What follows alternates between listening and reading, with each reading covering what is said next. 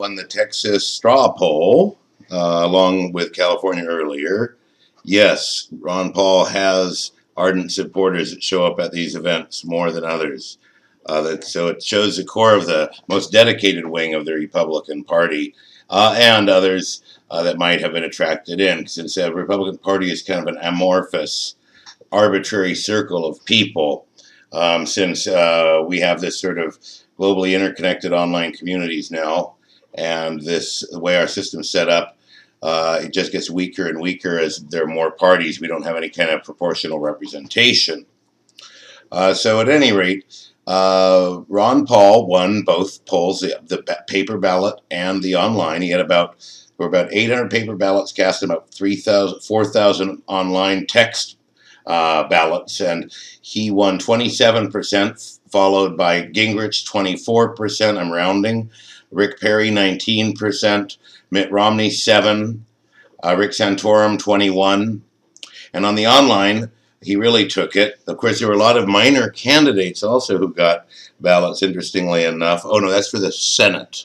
And then for the online ballot, let's see if I can find that for you. I do have it here.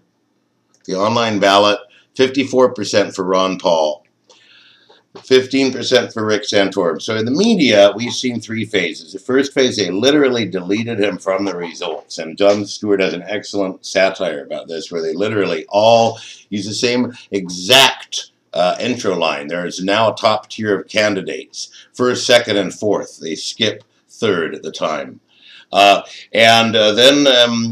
Then when he won the Iowa caucuses, people said that discredits the Iowa caucus. I mean, his ranking in the Iowa caucus, he did poorly enough that it wasn't made an issue, but he did well enough, clearing 20% of the vote, 23% of the vote, that people did make a note of that fact. Then he went to, got a similar amount of the vote in New Hampshire, and he's looking to do the same in South Carolina. So at any rate, the news now is taking his candidacy more seriously, and people are beginning to talk about the fact that it's not really a candidacy as much as it is a cause. And the nice thing about this cause is, even if you believe the government should provide all of our needful services, it's a cause that asks people to look at themselves as a point of self-reliance. And because he's an anti-war candidate, and an anti-empire candidate, people that don't like war and don't like empire, which are many of them on the left, are looking at him because he has a vastly superior policy than Obama on our foreign overseas policy. We don't need to have our troops all forward deployed in peacetime. This whole war terror is just a crock. It's a few bands of extremists, and they'll simmer down once we get out of their hair. They have no particular need to cross the Atlantic or Pacific Ocean to attack us if we're not engaged. Obviously, it's just absurd to think otherwise. No one is qualified to be in office in a foreign policy position if that's not understood. That if you stop killing people in the Middle East and leave it, that it's less likely they'll come and kill us. They're going to be involved with their enemies. We are their enemy. If we cease to engage them, their enemies will be the border states and other countries foolish to project their militaries in the region. And you'll notice that we're the only one really projected in the region other than post-U.S. invasion. So once we pop the cherry, the NATO guys flow in. But every time it's us, and if you look at countries like Saudi Arabia, although I think there's presently, I don't know if there's U.S. troops there or not, but a country like that, only U.S. troops are stationed, and as far as I know. Of course, France has its former colonial empire in Africa, which it still maintains presence in, and so forth. So at any rate, so people are looking at this issue of self-reliance, and actually I think for the African-American community, it's none of my business, I suppose, to comment, but I think there's a very strong attraction to self-reliance in the African community, the people who have gotten, starting to get out or trying to get out of the whole ghetto problem and all the things that can hold people back as a middle class of blacks establish themselves. Most of them have to work really hard for it. And many people who want to get socially upward in the black community don't really feel like the system is going to take care of them, as certain black leaders have indicated. And Obama's been a big letdown because he seems to be corporatist and defend the big power structures that he has at least temporarily allied with, which includes the military-industrial complex. So progressives and Democrats must vote for Ron Paul. They must defect of the Republican Party and vote for Ron Paul for this election because he's an anti-war president. They're not going to change Congress overnight. He's not going to be able to close all the. He can liquidate agencies. It's true, but he's not going to be able to dismantle the budget. And if he tries to liquidate some of these sacred cows, they're going to say, we're not going to give you X, Y, and Z.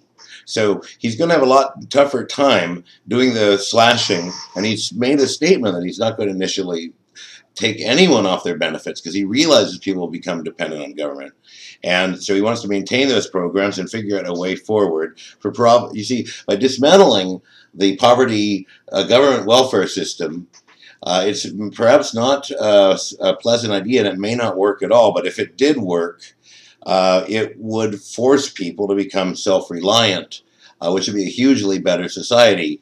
But it wouldn't be a hugely better society if the people who have all the money continue to mistreat the rest of the people in the fashion that they have, abusing the system, looting it, and making Washington co-opted. And so Ron Paul's argument has been, yes, okay, you guys think you can get the federal government to do all these things for you, but what you don't understand is that the regulators are regulated by the power structures that control elections and control Congress through lobbyists.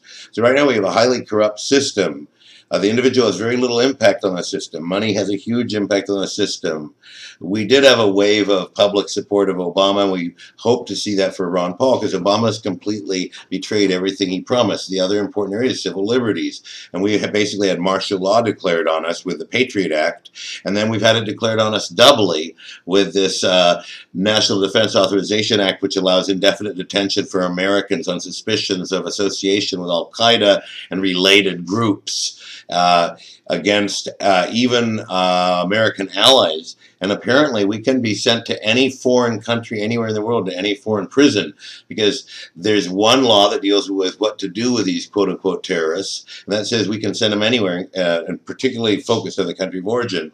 But it seems to me that you could take an American and then ship him to let's say, Saudi Arabia for torture? I don't know. One of the repressive regimes that were doing these rendition programs, Poland. So at any rate, progressives have to vote for him because he controls the executive. The executive is a commander-in-chief. He can draw it all down. Okay, so I've addressed that aspect of it. Then the big question that we must solve is how do we avoid accelerated concentration of wealth? And what about justice? So Ron Paul wants to devolve this to the states, and I basically agree. I think we've moved over the times where devolution of the states creates extreme lawmaking. It'll be true in a few states. But in general, people know more about what's going on in their state than they do in the country and with foreign affairs. So by constraining the federal government to that role, it drains a lot of the money out of the power cycle because the federal government doesn't do as much, and it's going to reconcentrate those funds at the state level. But the voters are going to be harder to fool, in my opinion, and they can really concentrate their minds when they do vote for federal government on foreign policy, and perhaps they'll be less manipulated. Thank you very much. Good night and good luck, and let's get Ron Paul elected. Oops.